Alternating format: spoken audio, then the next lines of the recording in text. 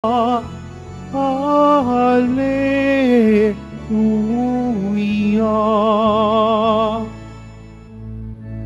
Buhay ang salita ng Diyos, ganap nitong natatalos,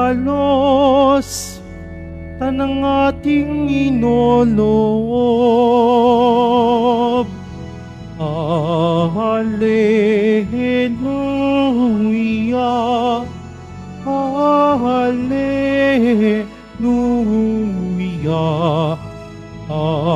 Hallelujah,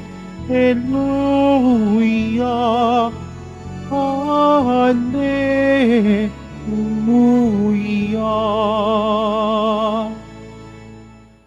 Sumainyo ang Panginoon. At sumaiyo rin. Ang mabuting balita ng Panginoon ayon kay San Mateo.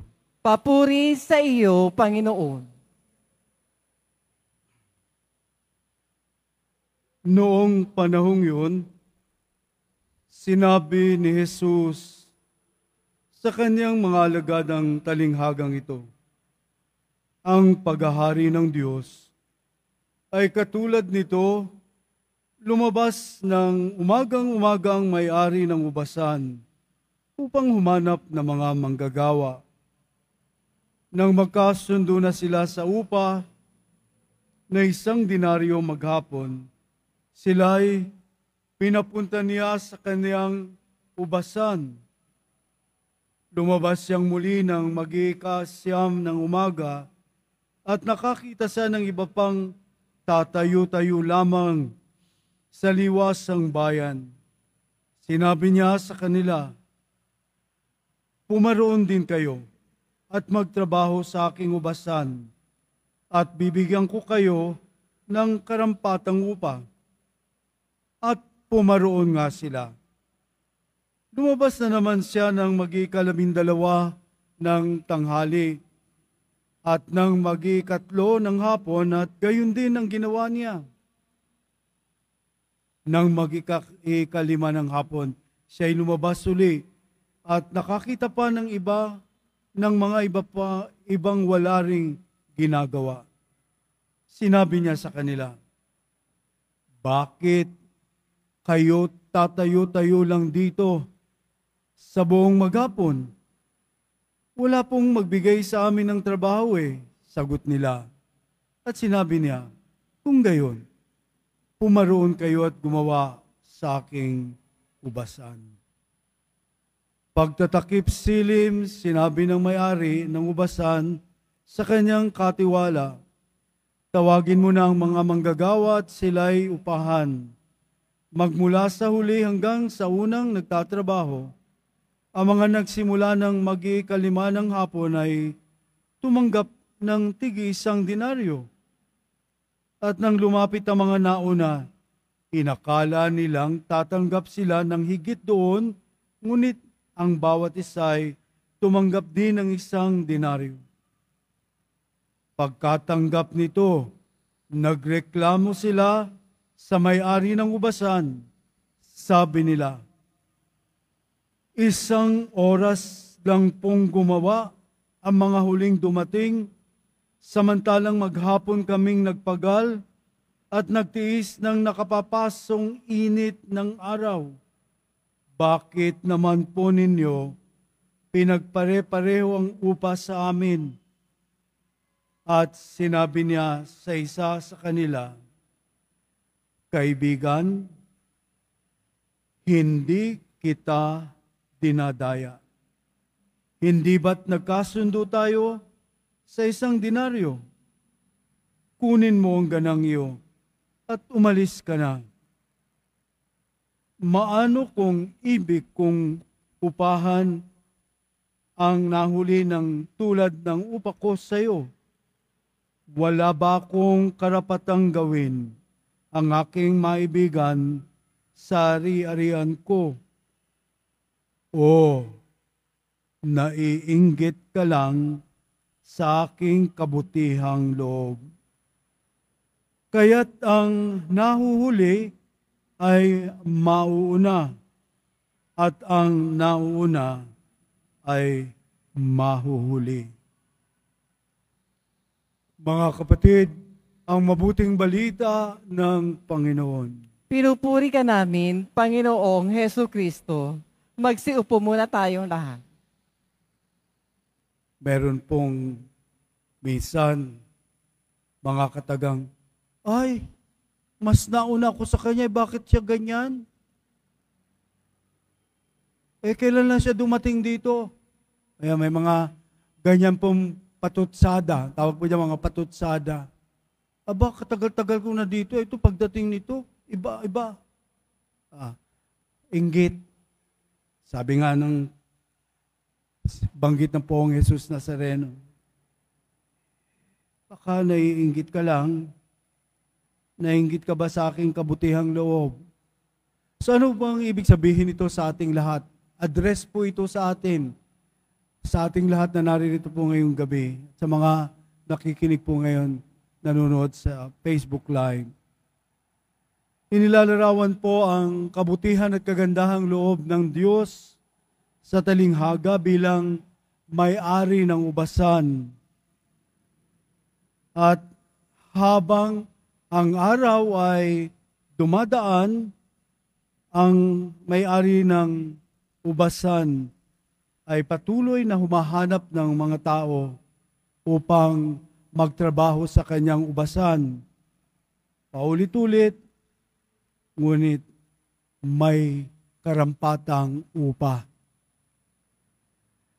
Kahit na sa matatapos na ang araw ng pagtatrabaho, ang may-ari ng ubasan ay patuloy pa rin naghahanap ng mga gagawa sa kanyang ubasan.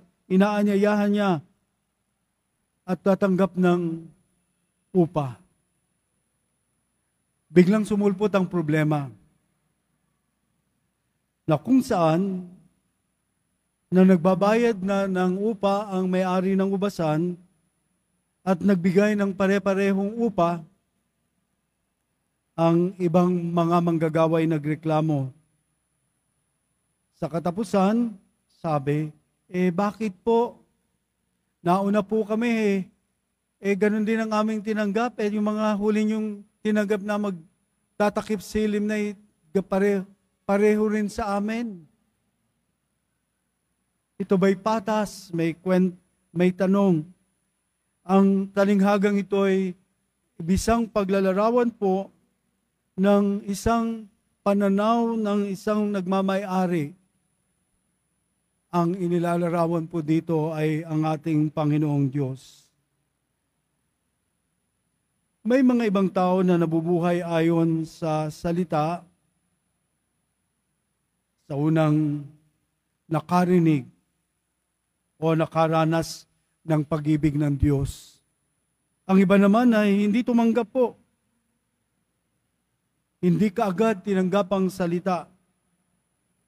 At hindi siya nagkaroon ng isang kamuwangan hanggang sa huli ng kanyang buhay. Kaya ang Diyos po ay tumatawag po sa ating lahat na tayo lumapit sa Kanya ng may kagalakan at ang pagpili na siya'y ating iibigin. Yun po. Pero kapag may ugali po tayong laging bakit siya? Bakit ako?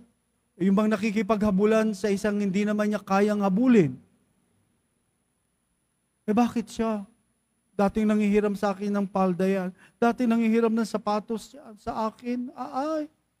Ngayon kayaman-yaman na. Dinaig pa ako. Ayan. Ano nga ba? Ano po bang meron na sa Diyos po nagmumula ang lahat? Ang kabutihan at kagandahang loob ng Diyos ay hindi nakikita sa mga material na bagay, kundi sa lalim ng pag-ibig na iniuukol po natin sa Kanya. Anong lalim mayroon ang bawat isa sa atin na sa pagtanggap ng Kanyang salita, sa Kanyang paanyaya na siya'y ating ibigin, yun po ang isang pagtataglay ng kayamanan ng langit. Kayamanan ng langit na hindi nabibili sa SM, sa Robinson at sa iba-ibang mga malls, kundi ito'y natatanggap sa ating patuloy na pagkilala sa Diyos. Kaya nga po, kapag tayo'y isang taong lagi ang sukatan ay ang alta sosyedad, ang batayan ng ating buhay ay material, kawawa kayo. Hindi ka tayo makakasulong sa buhay ng Diyos.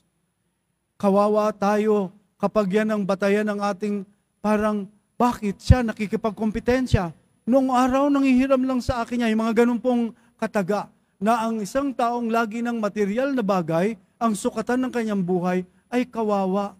Hindi tunay na ang salita ng Diyos ay tinatanggap at ang alok ng Diyos ng pag-ibig ay hindi napangahawakan.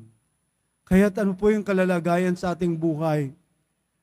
Anumang mga bagay na tinatanggap natin ay dapat pasalamatan bilang pagtanaw sa kabutihan at kagandahang loob ng Diyos.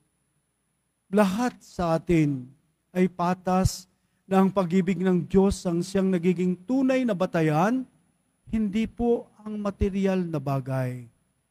Kapag ikaw ay isang materialismong tao, ang lagi ng batayan mo ay kailangan akong kilalaning mayaman. Hindi po iyon ang antas ng buhay. Ang antas po ng buhay ay masigit na nakikita ng Diyos na hindi nakikita ng tao.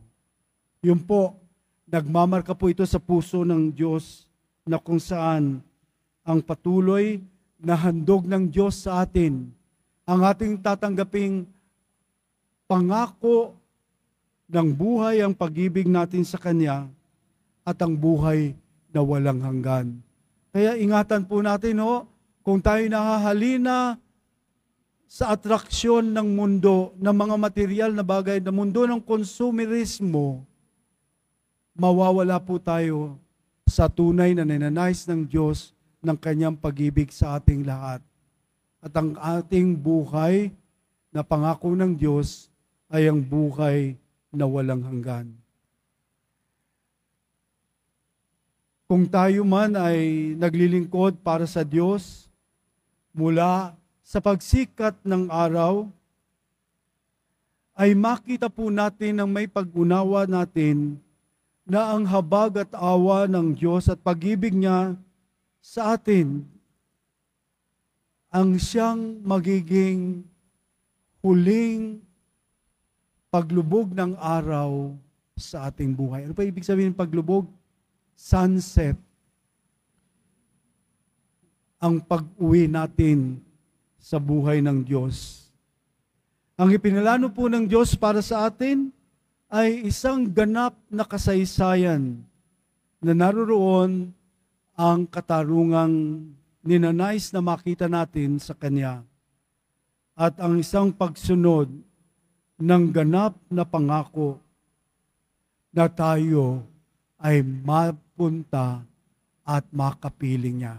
Tingnan niyo po yan, Tayo ay makapiling niya. Kung tayo po ay lagi ng attachment po, attachment to the world, attachment sa material things, attachment sa lahat ng kapangyarihan dito sa mundong ibabaw, power, prestige, kasikatan, pabida, ay goodbye. Hindi po tayo mapapalapit sa Diyos. Tayo'y mapapalapit lang sa ating sarili.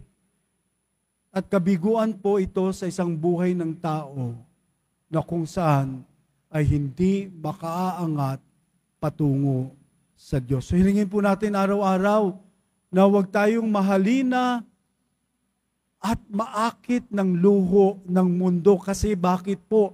Hindi po natin permanenteng tirahan ng mundong ito.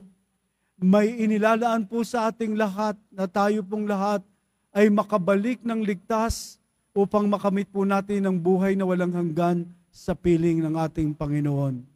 Kaya nga po, ang panawagan po sa atin araw-araw ay pagbabago ng buhay. Ano ba ibig sabihin po ng pagbabago ng buhay? Hindi batay sa material na bagay, kundi pagbabago, conversion. Ibig sabihin na may mababago sa akin araw-araw, na mapalapit ako sa Diyos, may mababago araw-araw, na tatalikdan ko ang karangyaan, ang kasikatan ng pagiging bida upang ako'y maging sikat. Hindi po ito kailanman maghahatid sa atin sa puso ng Diyos.